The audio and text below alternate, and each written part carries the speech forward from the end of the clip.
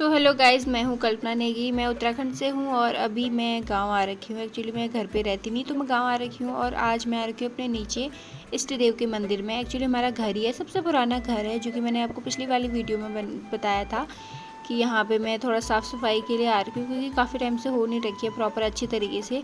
थोड़ा बहुत ही होती है, जो डेली पूजा के लिए आते हैं पापा सुबह शाम दिया जलाने के लिए, क्योंकि यहाँ पे डेली रहते नहीं है, सब पुराने घर है नीचे। क्योंकि सबसे पुराने जो मेरे दादाजी के टाइम का घर है, इसीलिए हमारे बोलते कि हमारे पूर्वजों का पुश्तैनी घर है ये। और जब भी मैं घर आती हूँ ना, मैं एक दो दिन आती हूँ हमेशा यहाँ पर। और आज मेरे को मौका मिला था, क्योंकि आज हमारा यहाँ पे त्यौहार था, तो त्यौहार की वजह से मैं यहाँ पे थोड़ा साफ़ सफाई करने के लिए आई थी। और फिर उसके बाद पापा आएंगे थोड़ी देर बाद यहाँ पे पूजा करने के लिए, क्योंकि जब भी त्यौहार होता है तो त्यौहार के टाइम पे हम अच्छे से साफ़ सफाई करते हैं।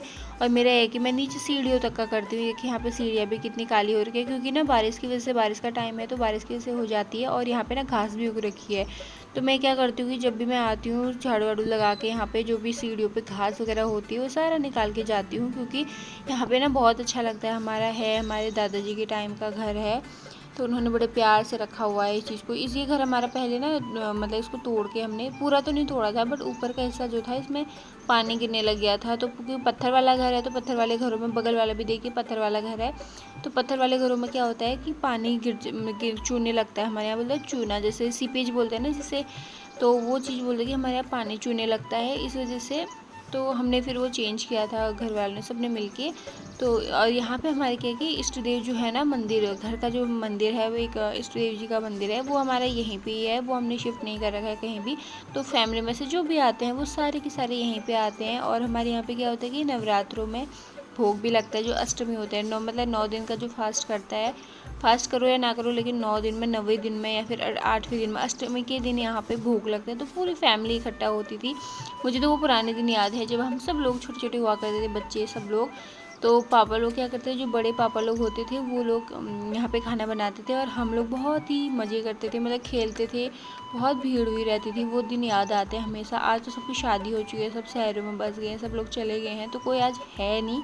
लेकिन वो चीज़ें मेरे को याद आती हैं, जब मैं घर पे जाती हूँ और सीढ़ी पे बैठती हूँ यहाँ पे, तो मेरे को सारी चीज़ें याद आती है। बहुत ही अच्छा लगता है, मन नहीं करता मतलब यहाँ से जाने का, इतना अच्छा लगता है, क्योंकि हमारा बचपन जो है ना वो यहाँ इसी गाँव में, इसी जगह में गुजरा हुआ है। और मैं ये बात कह सकती हूँ कि आप सभी को अपनी बचपन की यादें बहुत अच्छी लगती होंगी, क्योंकि बचपन होता ही ऐसा, इतना अच्छा होता है। सबको अपने बचपन में जीने का मन करता है। और फिर उसके बाद मैंने यहाँ की सफाई कर दी थी। फिर मैंने क्या करना था कि पानी की जो जो लिपाई होती है, लिपाई तो नहीं की मैंने प्रॉपर तरीके से, बट मैंने क्या किया कि जो पानी रहता है ना, पानी से थोड़ा सा मिट्टी को मैंने भिगा दिया था, तो उसे थोड़ा सा साफ़ कर दिया था मैंने, तो ठीक हो गया था। और फिर उसके बाद मैंने फूल लेके आई थी उसके लिए। देखिए मैं फूल भी लेके जा रही हूँ, क्योंकि हमने पापा लोगों ने, सबने फूल वगैरह सब कुछ लगा रखे हैं। इसके आसपास हमारे खेत भी हैं घर के, तो यहाँ पे जो भी चीज़ें हम लगाते हैं वो हम यूज़ कर लेते हैं मंदिर वाले घर के लिए, इसीलिए। और जब मेरी सारी साफ़ सफाई हो गई थी, तो मैं आ गई थी आराम से बैठने के लिए सीढ़ी पे। मैंने चप्पल भी वहीं पे उतारे, चप्पल पहने, फिर मैं बैठ गई थी आराम से। मैंने जो भी सर पे पहन रखा था ना दुपट्टा, वो मैंने उतारा, और फिर उसके बाद फिर मैं आराम से कुछ सोचने लग गई थी, क्योंकि ना घर की जो यादें हैं, मेरे को कुछ चीज़ें यादें आ रही थी कि हम कैसे यहाँ आते थे। तो सारी चीज़ें हमारे दिमाग में घूमती हैं ना, क्योंकि मेरे दादाजी और दादी भी आती थी। मैं सही बताऊँ तो मेरे को दादू की बहुत, मतलब दादी और दादू की बहुत यादें हैं, मेरे अम्मा बूबू की, क्योंकि हमने ना उनको 11th-12th में तक का देखा है, तो इसीलिए मतलब ये होता है ना कि एक तो बचपन में चले जाते हैं तो उनका उतना पता नहीं रहता है। लेकिन मेरा ये है कि मेरे दादाजी, मैं 11th में थी तब एक्सपायर हुए थे, बट मेरी दादी, मैं कॉलेज सेकेंड ईयर में, सेकेंड सेमेस्टर में, हाँ फर्स्ट ईयर में ही थी, तो उस टाइम पे तो मेरे को सारी चीज़ें याद आती है, बचपन और अम्मा की याद, सब कुछ, मतलब वो। मैं आ गई वापस। अब मेरे को लग रही है भूख भयंकर। मम्मी ने खीर बनाई है, आज मैं खीर खाऊंगी। खाना भी बना दिया होगा, बस की नहीं हो पा रही है चढ़ाई चढ़ना। ये देखो,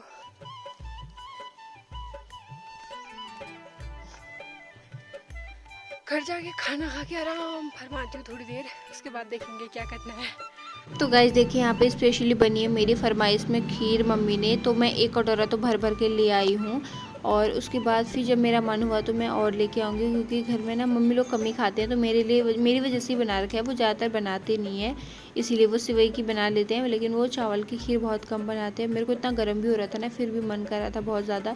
देखिए मैं कैसे खा रही हूँ। मैंने उसमें ना घी भी डाल रखा है, मम्मी ने बोला कि घी डाल लेना, तो मैं अपने लिए लेके आई थी भर भर के। और मैं सही बता रही हूँ, मैंने ना उस दिन मतलब जब मैंने खीर खाई थी तो दिन भर मैंने कुछ भी नहीं खाया था, मतलब शाम के टाइम में ही खाया था। आधा दिन निकल चुका था तब खाया था। देखिए कि इसमें घी भी डाल रखा है मैंने, इतना टेस्टी हो रखा था ना, जबकि मम्मी ने इसमें कुछ ज़्यादा कुछ डाला नहीं था। लेकिन जो घर की दूध की खीर होती है ना, वो बहुत ही यम्मी, मतलब बोल सकते हैं बहुत टेस्टी होती है। अलग ही स्वाद होता है उसका, मतलब वो स्वाद आपको कहीं नहीं मिल सकता है जो घर का खीर का स्वाद होता है।